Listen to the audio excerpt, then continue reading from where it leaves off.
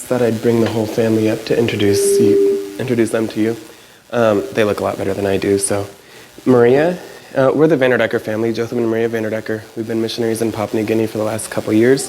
So my wife Maria, and then Rahab, Ellie, and Chloe. And later we'll hear from the girls as they explain a little bit about what our ministry in Papua New Guinea looks like. So you'll see more from them in a video later. So as I start into explaining a little bit about what God's been doing in and through us in the last couple years, our passion is to increase missionaries' effectiveness through practical help and support.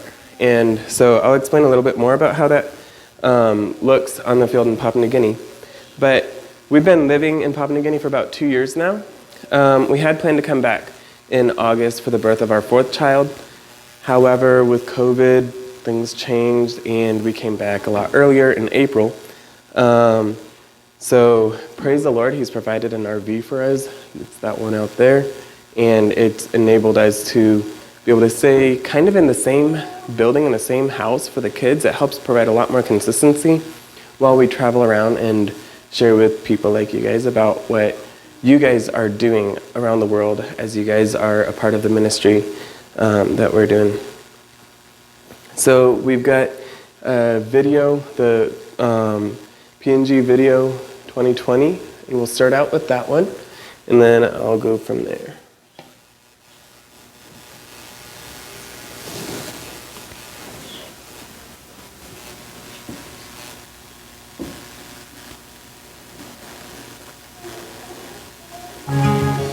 My name is Rahab. And how old are you? 4.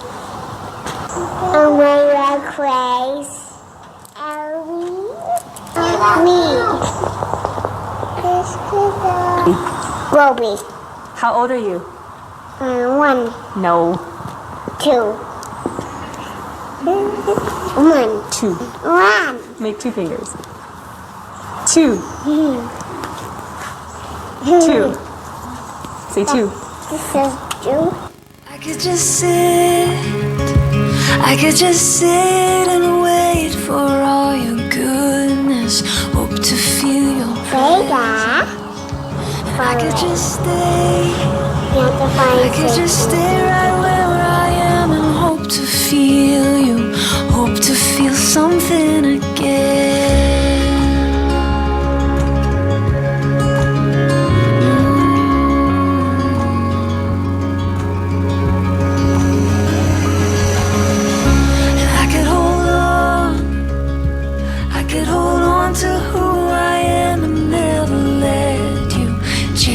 From the inside, and I could be safe, oh, I could be safe here in your arms and never leave, oh, never let these walls down. But you have called me Is the ocean big or higher, little?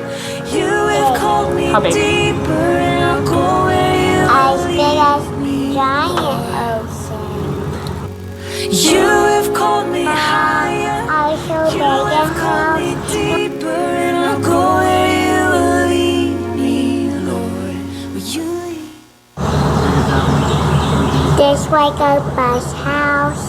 Rooms are bathroom and doors and windows. You can't go forward or backward, right? Seats. Will you lead me, Lord?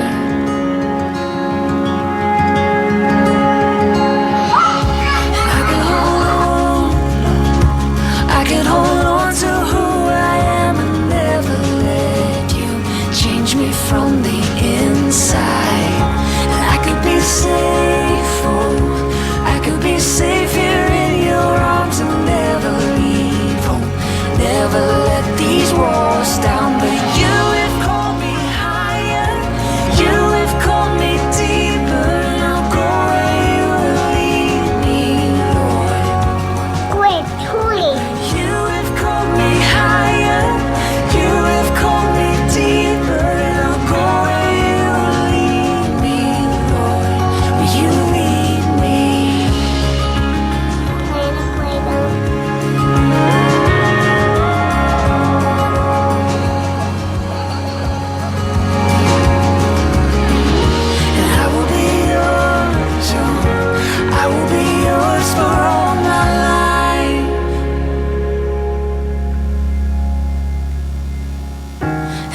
will be What might?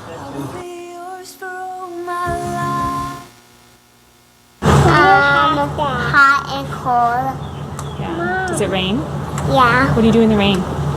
Play outside in the rain. I will be yours, oh, I will be yours for all my life. So Who finds? Finds and hot dogs and ketchup and broccoli and salad and bananas and guavas.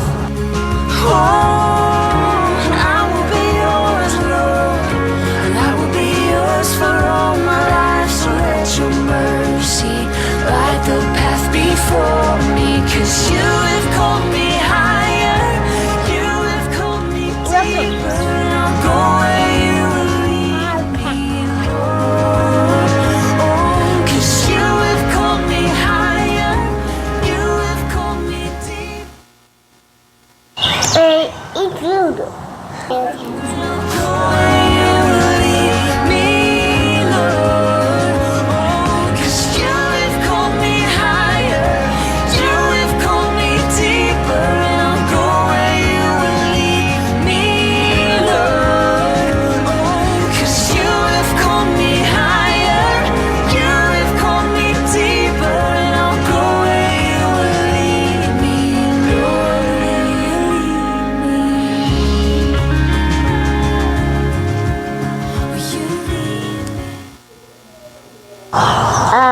Muffins.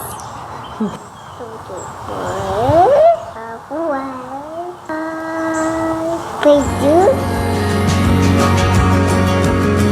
You lead me.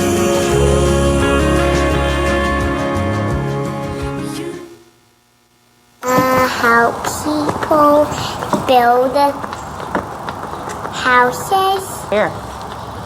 in the bush. How do you get to the bush? Flying airplanes and helicopters.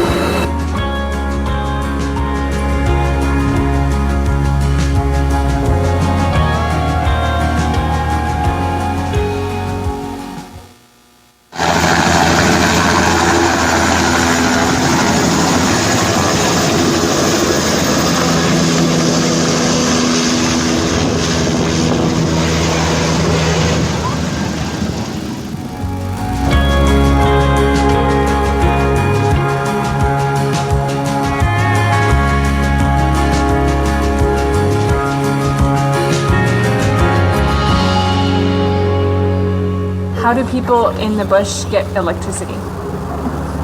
People build it. How do they build it? Do they get it from the sun? Yeah. A roof. Lord, I find you in the seeking. Lord, I find you in the doubt. I kept tying. Not tying it. I pulled it. Pulled it. So little else I need you. Oh, how I need you. Oh, how I need you. Oh, how I need you.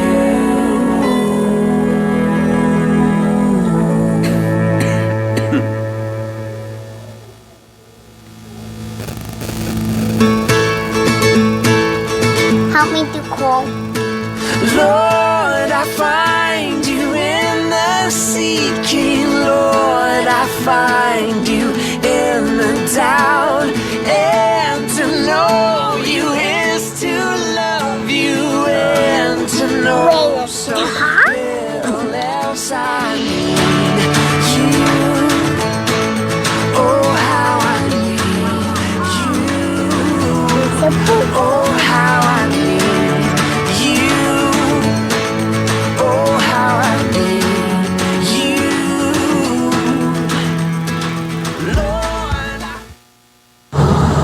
And now, you like teasing and you like teasing and you like teasing and now guys, cockroach. Hit. No God. And now, I mean now, morning, you shopper. in the morning, Do you like Papua New Guinea? Lord, I seek you every day.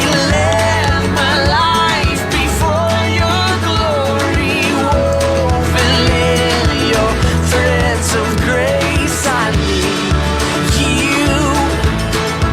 Oh, how I need you. Or do you like Papua New Guinea? Oh, how I need you. Oh, how I need you.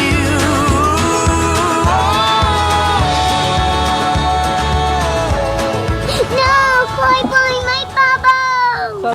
What do you like to buy at the market? Guavas and those orange things, icicles, and you don't eat the peel.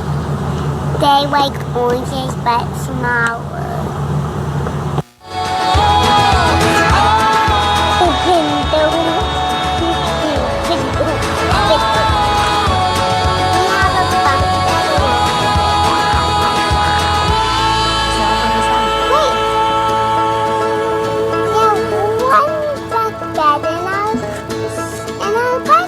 Glorious light, I will go where you shine. Let the dawn crack the skies. Make the way right before me in your light. I will find all I need, all I need. Glorious light, I will go where you shine. Hi, John. That's all. That was probably the more enjoyable part of the service. Yeah, so as you saw in the video, we assist and enable church planting missionaries through tech support, through house building, education consultant, and overall just encouraging them. They don't have a lot of other people around them, other believers, to be able to encourage them and keep them focused on the Lord during those times. So when we first got to Papua New Guinea, the first few months we spent so that Maria could learn the trade language there, Pidgin or Tokpizin. During this time, I spent a lot of times with the kids so that she could focus on that and really get a grasp for that. And that's proven really beneficial for her as she encourages other women in the area. So after the initial language learning time, I spent a few months working with the maintenance team on one of the largest mission centers for our organization in Papua New Guinea.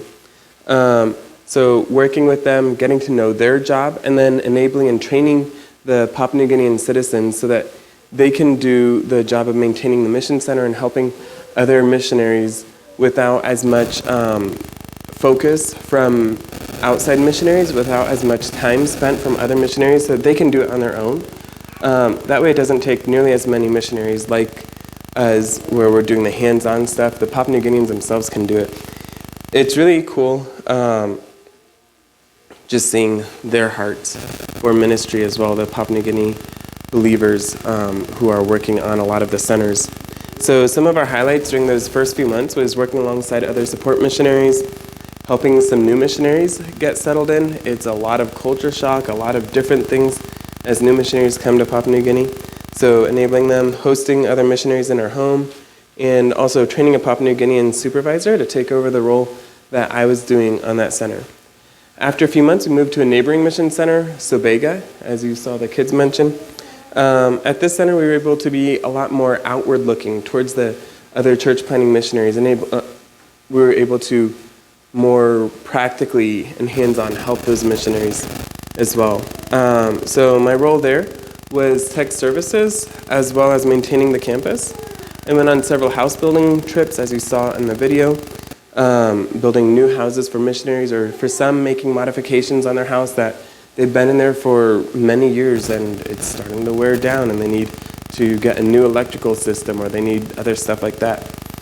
These trips are often 10 days to 2 weeks long, and though the time away from family is hard, it's really cool to see other missionaries, how they're able to be out there and enabling them to take the gospel to the far reaches of Papua New Guinea.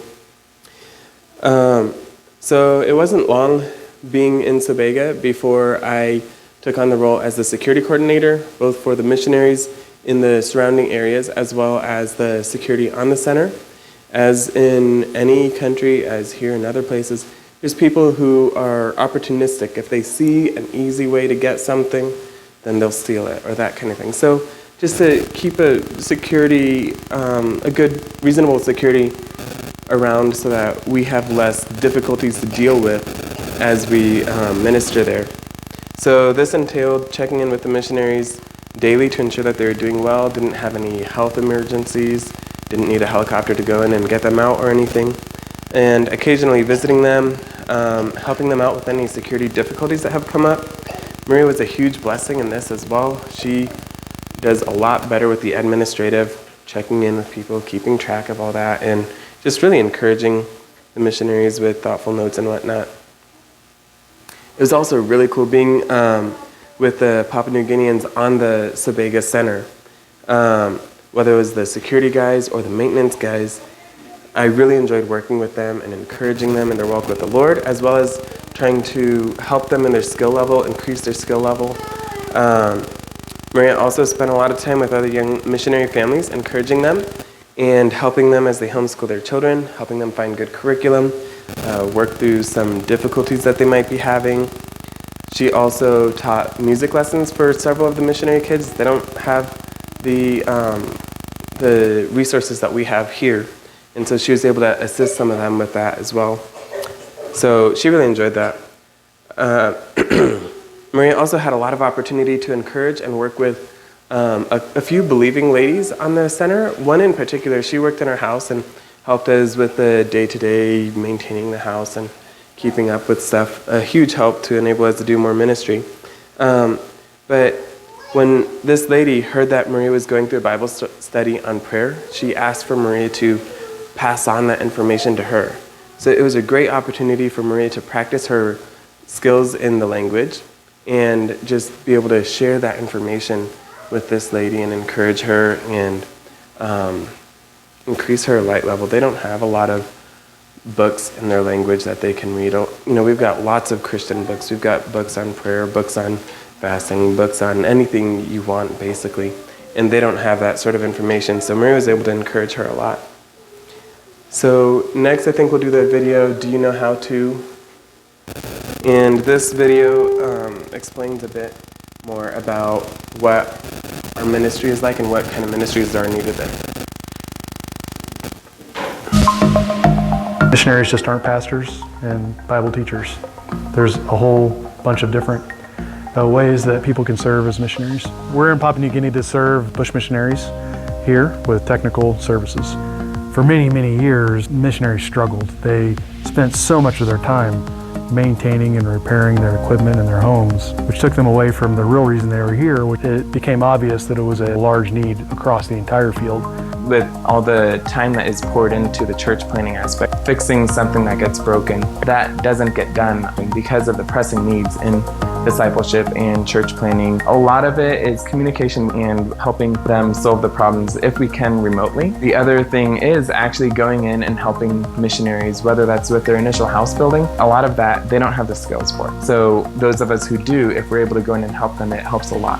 Getting ready to build our houses so that we can be based in the tribe, because we want to learn their language, we want to teach the gospel in their language. Our goal is to help missionaries do their job better, and it's a lot of times being in really remote places, it's really hard for missionaries. Their skills aren't necessarily the more hands-on side. Yeah, what is my experience in house building? Basically nil. Comes to swinging a hammer, I still can't pound a nail straight. So now we're using chainsaws, which are dangerous things. You know what? I'm just not prepared for that. I've never used a chainsaw before, so this is the first time I'm learning. There are guys out here, and we're able to ask them, as we're preparing for house building, what do we even need to build a house? We have people that can guide us, and we have people that can really tell us what are the safety things we need to look out for so we don't chop off our limbs trying to build our houses. We're going to have people coming in with us who are skilled builders. Back in their home countries, they were builders, and they're going to come with us, and yeah, without them, we don't have a chance. It's such a peace of mind that we can focus on what our job is. We were trained to learn language and to figure out culture and grammar and translate, and we're equipped for that, but I am just not equipped for building a house, and so I'm glad there are people there help me with that, and I don't need to worry. So while our primary focus is to see churches planted here in PNG, we also need to maintain and look after these support centers and keep them up and running so that we can do the job of supporting the tribal church planters and their ministries. This is the base. We headquarters here at Lapilo, and we can support more bush missionaries out at bush. So I'm very happy to be here in Lapilo to work with our missionaries. In Papua New Guinea, where the bush missionaries go out through the bushes in other centers and work, we need to help them and support them. So here at Lapilo, we have generators, we have a water system, we have over 100 buildings on center, and then a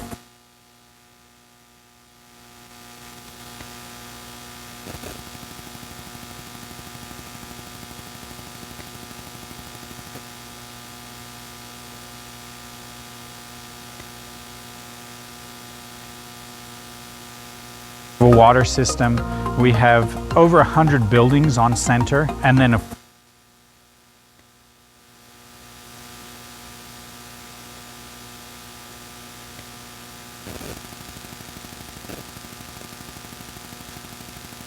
people, those that work with us, have a heart to see their people reached with the gospel, and they want to be a part of that, and this is a huge way in which they can be a part of that. So it's crucial that we bring expats over here with the experience and the knowledge so that they can train and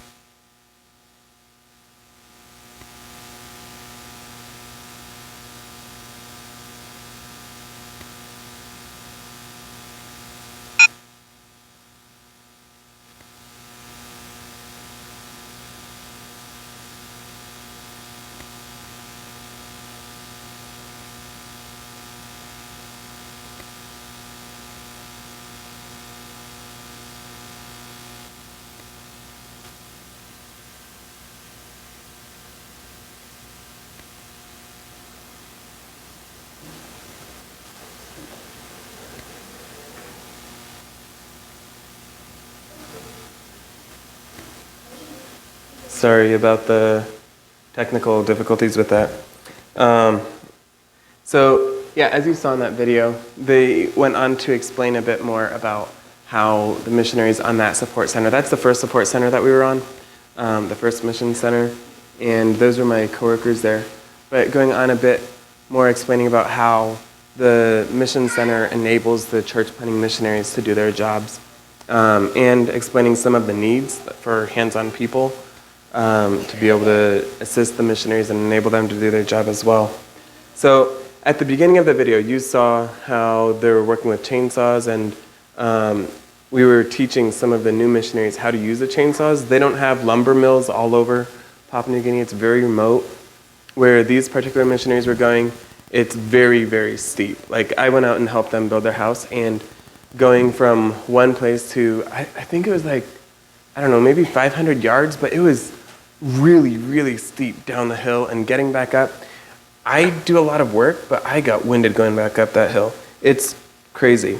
So those missionaries, I'll just tell a little bit about those missionaries. Steve Stanley, as well as his coworkers, they hadn't had any experience with house building, as he said. So we were able to help them with how to use chainsaws and operate chainsaws, both to clear the land where they were going to build their houses, as well as to mill their wood. They use an Alaskan sawmill, and that enables them to cut it down to size and use that wood. They'd cut the trees, fell the trees wherever they were, and then slab the lumber, and then they'd carry all the wood back up to the top of the hill where their houses were being built.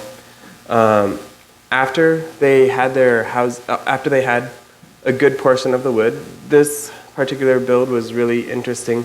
The chainsaws had loads of problems, and so they were basically cutting the wood as we needed it every day. Not the ideal situation, but that's what we had going.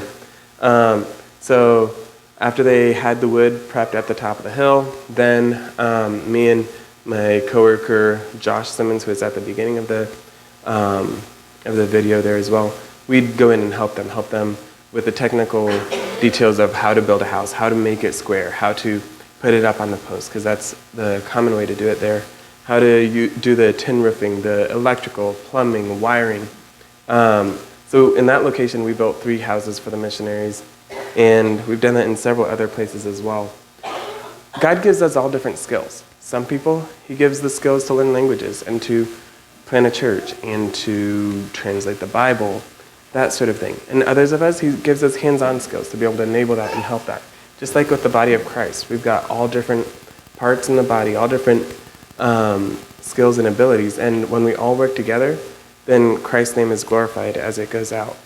So as one of my Papua New Guinean friends, Highlands, he was the Papua New Guinean talking in the video, as he talked about, there's such a need to be training Papua New Guinea citizens. Not only is it required to maintain our legal status in Papua New Guinea, the Papua New Guinean government wants to be elevating the skill level of the Papua New Guinean citizens as well, but also to equip and enable the local church to be able to go out further into Papua New Guinea. Right now, they're helping a lot of the missionaries being able to do that. There are some places where the Papua New Guineans have skills and they're able to help their own missionaries go out to other language groups. There's over 850 languages there, so there's a whole lot of work left to be done. Many of the guys I worked with are believers and seeking to grow and know the Lord more. One of my best PNG friends, Pikuri, is one of the most devoted people I know. He would put in long hours of regular work on the maintenance, like doing maintenance on the mission center along with me. And then afterwards, 5 nights a week, he'd teach evangelical Bible lessons in several different locations in the community around him. This would take a couple hours each night. Like, he's putting in so much time, not only helping the mission work go on, but then also as he's going out and preaching the gospel in areas as well. He's also a leader in his church and leading and training his family as well. So I really enjoyed working with him, encouraging him, and being encouraged by him. There's so many things that he was strengthening and encouraging me with as well. He was always willing to learn, often begging me to teach him something, even if that meant taking more time after work to be able to do that. There's been multiple times where he went to assist missionaries for 1 to 2 weeks and helping them out in their bush location, as we call it, out in their location, and helping them do some of the hands-on things that they just didn't have time to do. So I'd like you guys to pray for, as you think of it, for Pikuri and his wife Alice. They have 3 children. Pray for them as they raise their children and minister in their community, and as I seek God's glory above all else. It's just wanted to share that cool story of them. So another friend of mine, Bobby, he's the security coordinator on the Lapilo Center, the first center there. And he has such a heart for the Lord and for his gospel to go out into all the world. Since his family are the landlords for that mission center, the area right there, he has grown up around missionaries. He went to the mission school, and he came to know the Lord sometime through that time. God has given him such a heart for him. With Bobby's education, he could have a very prosperous job. He could be really high up in the political system in Papua New Guinea. I mean, someone who has had as much education as him could go a long ways. But instead, he wants to see God's gospel going out into all the world, into Papua New Guinea. So he was my counterpart as the security coordinator in Lapilo. And one time I asked him to come and share and help train some of the security guards that we had on the mission center in Sobega. It was so cool hearing how he serves and why he serves as a security coordinator. He started off by reminding and challenging them as to why we are serving as security guards. Why are we just watching out for the property? And this is what he said. He said, it's not for the prestige. It's not for the job security. It's not even for the money, though that helps us live and take care of our families. The real reason is so that the gospel can go out to our relatives and friends in the remote places of Papua New Guinea. Basically, if the security jobs aren't doing their job, if the security guards aren't doing their job, difficulties will come up on the missionaries on the support center, and that will in turn affect the missionaries who are planting churches in the bush. Thank you so much for all your prayers and support for us. Thank you so much for all of you who have been following us over the last couple years as we've been in Papua New Guinea. It's been so encouraging hearing from you all as well. If you're not already signed up, we do have a sign-up sheet for our newsletter. We've got a weekly prayer update as well that we send out. We're on Facebook and several other things. So if you guys want to keep up with us, if you aren't already, you can sign up for that, and we can get more information to you as well. We did just get a new prayer card picture taken. We have not gotten it printed yet. It's been kind of crazy coming home unexpectedly and hurriedly. We haven't had the chance to get together everything. But once they're printed, we'll mail some to the church, and then you guys can get it at that point. I do have a few prayer requests. So as you continue to pray for us, please pray for wisdom for us as we look ahead to what our ministry will be like in Papua New Guinea when we return, hopefully in the spring. So that we know where and how best to serve, in what way that exactly looks. It'll be hands-on and doing a lot of the same things, but some of those details we're still trying to work through. Pray for the country of Papua New Guinea and the missionaries as they continue on with the ministry, despite the world changes due to COVID. There haven't been many cases in Papua New Guinea, but travel continues to be very restricted. It's very restricted for missionaries to go back as well. Please pray especially for the missionaries who are trying to return. There's a number of school teachers trying to return to help the missionaries' kids, and also pray for those who are holding down the fort there while the rest of us are gone. So also, if you could be praying for safe travels for us, and then for a good time in Texas as we're waiting for the baby to be born, for a healthy pregnancy and delivery. Okay, a couple cool things here. There's some missionary friends of ours. They're currently teaching through the Bible for the first time. Pray for God's truth to be clearly communicated, and that it would be life-changing and that many would be able to understand. It's been really cool hearing some of the reports and stories as the missionaries are teaching what none of the people have heard the gospel before, and just teaching it for the first time. It's really cool. Also pray for some of our missionary friends, Steve and his team in the video. They're currently working hard learning language and culture. Pray for them to be diligent and for God to just make the language make sense to them and help them to be able to grasp that really quickly as they learn the language for the goal of being able to share the gospel with the people in that community. Pray also for Pikuri and Alice as they raise their kids and serve in their community. Thank you. Do y'all have any questions? I mean, we're going to be available afterwards as well, but go ahead. What is the name of the organization that you work under? I'm sorry, I failed to mention that. Ethnos 360. Say it again. Ethnos 360. Ethnos. Yeah, Ethnos 360. So it's ethnos is the Greek word in Matthew 28, 19, and 20, go into all the world and preach the gospel. Basically, it's the Greek word for all the different language groups. And then 360 is around the globe. So our missions organization focuses on taking the gospel to the least reached, the people who have never heard or who don't have a viable witness in their people group, in their language group. How many missionaries are in that same group where you work? So in Papua New Guinea, there's over 850 languages, and still over 400 of them have never had the gospel. So there's a huge need for a lot of missionaries there. Right now, I think there's about 300 to 400, I don't remember the exact numbers on that, missionaries there.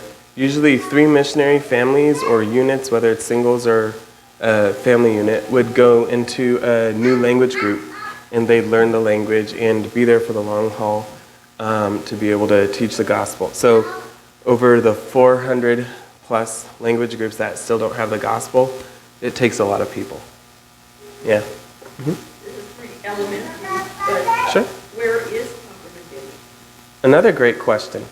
Papua New Guinea is over above Australia, so right near the equator. It's really warm. Up in the mountains it gets a bit cooler, but yeah, right above Australia. It's about the size of California if you group all the islands together.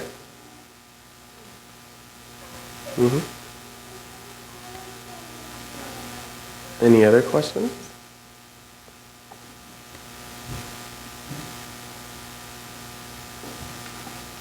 Tell us much about what do you have to raise for fun? Sure. Yeah, so for our family, it's usually about what are the exact, 6,000? About 6,000 a month. Yeah, so it sounds really high, and it is. Some of the reasoning for how high it is, our insurance is really high. Being in Papua New Guinea, if there's something that, like a health incident that came up, and we had to be medevaced, then it costs a lot to get out of the country. There's no good health care within Papua New Guinea, so we'd have to fly to Australia for that. Also, taxes, we are our own employer in a lot of ways, so we have to pay a lot more taxes with that. So food is about double to 3 times the cost there as it is here in order to get protein and other foods. So yeah, there's a lot that goes into the higher number, but God's been good with that.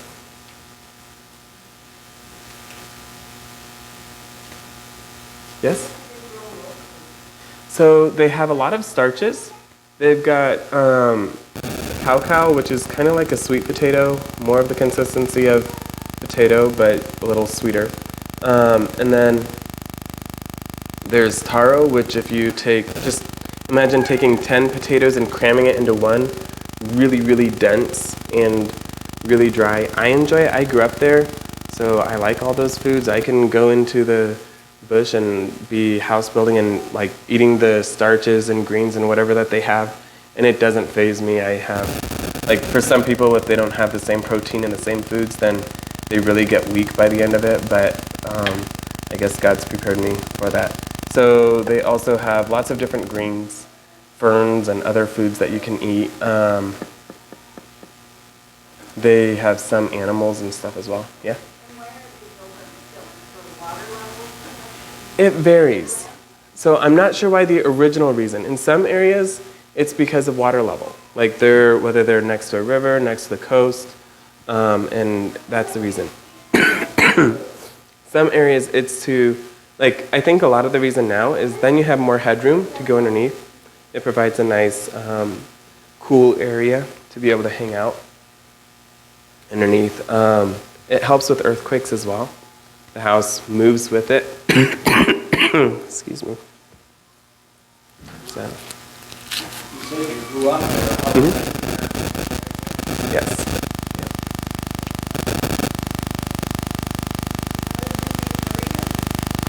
So I met her in missionary training and through my brother. Sorry, excuse me. So my brother was in missionary training, and his fiance, now wife, is Maria's best friend from college. So we walked down the aisle together, got to know each other after that. And I think you guys know Maria's family, Dan and Renee Harding.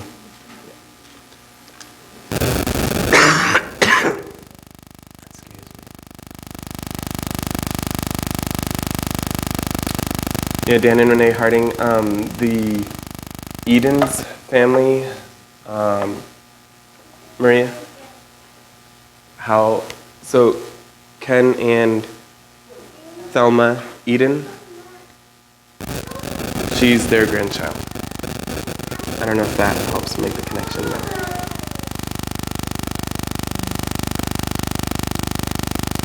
Thank you so much. We're going to be sticking around a bit afterwards, so feel free to ask more questions then.